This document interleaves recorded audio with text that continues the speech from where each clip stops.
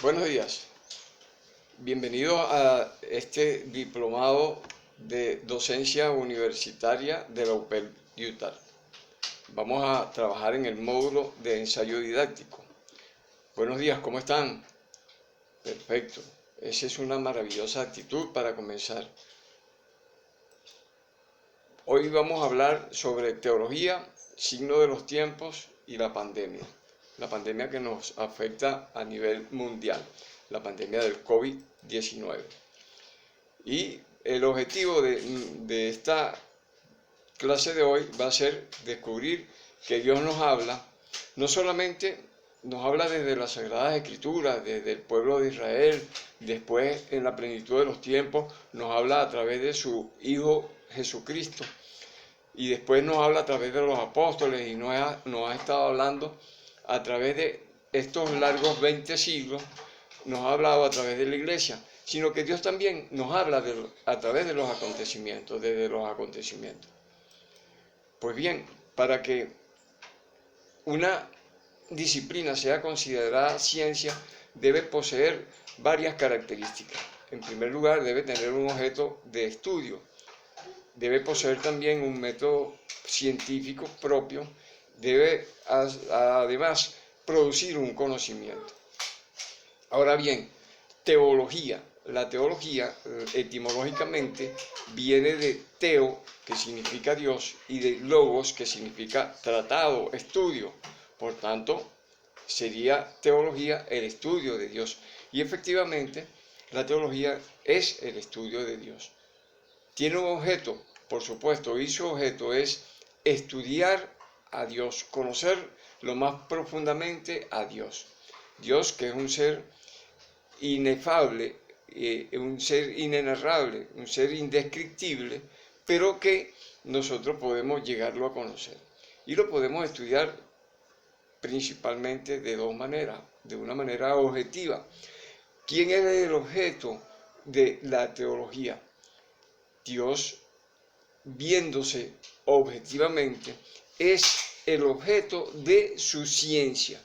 Por tanto, es lo que sabe Dios sobre sí mismo.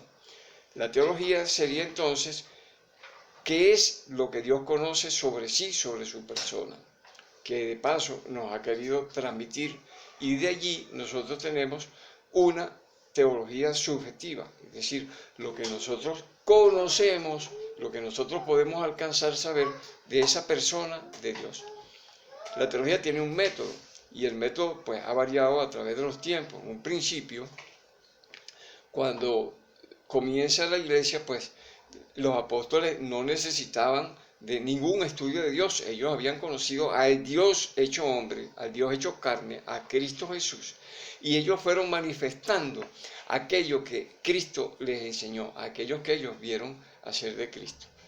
Sin embargo, al pasar de los tiempos, llegaron las dudas, comenzaron las personas a increpar a los discípulos y comenzaron a increpar a los seguidores de Cristo, y entonces surgieron los apologetas, es decir, los que tenían a su cargo la defensa de la fe, la apología.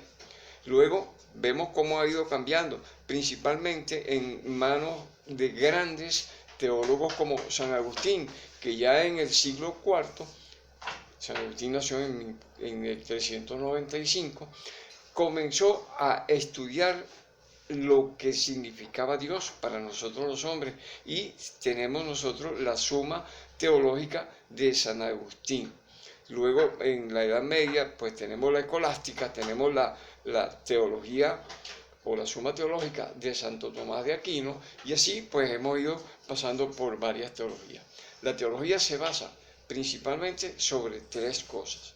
Uno, lo que Dios ha querido revelarnos.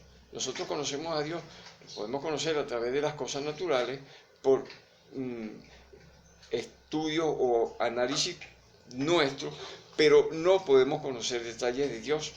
Entonces Dios se ha preocupado de darnos a conocer cosas de su personalidad. Pues bien, la Iglesia mantiene tres pasos principales para el estudio de la teología.